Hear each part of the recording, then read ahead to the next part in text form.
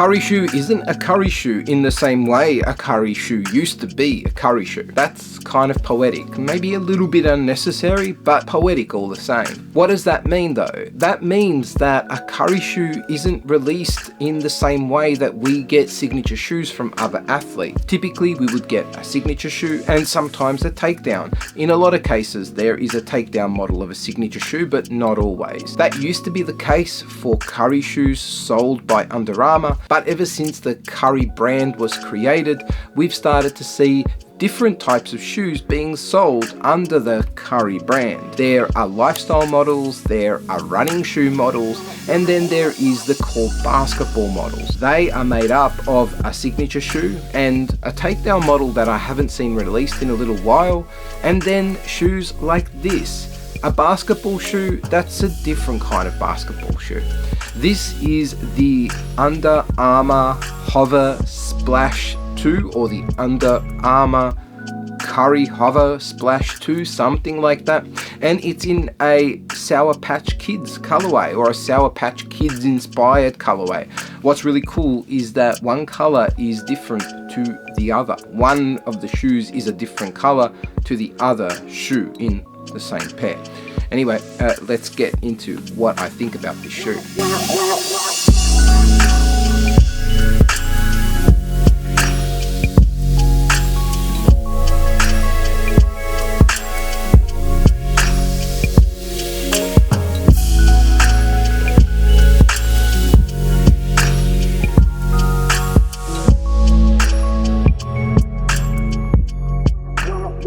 I think there will be a couple of different types of people watching this video. They're going to be those types of people who are looking for a shoe and need it for the purpose that it was built for.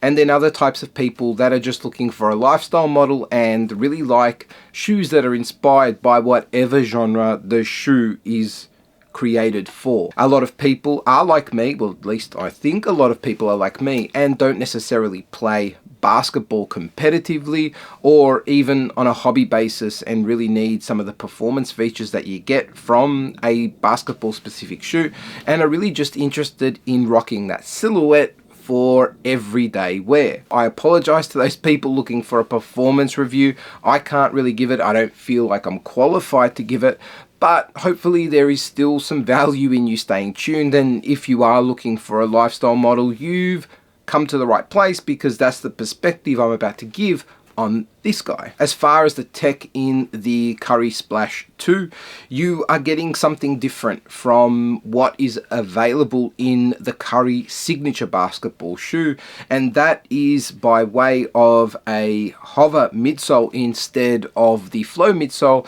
that we see on the last two versions of the Curry 9 and Curry 10. It's not such a bad thing. I think hover itself is a really nice cushioning system. It's not the most comfortable cushioning system that is available on the market. It feels more firm than it does soft, but it does give a nicely cushioned feel underfoot. And if I had to describe it between being either responsive and bouncy or squishy and soft, I definitely lean to responsive and bouncy. It's one of those cushioning systems that doesn't give you that immediate sense of like sponginess underfoot, but does still give you a comfortable enough ride and is more than equipped to deal with anything that you would need it to do on a day-to-day basis. Up top, the Splash 2 has a mesh upper. I guess in some ways a textile upper can be a little less premium than something like a leather or some other advanced textiles, but in this case, the mesh that we're getting up top is really breathable and it feels flexible on foot.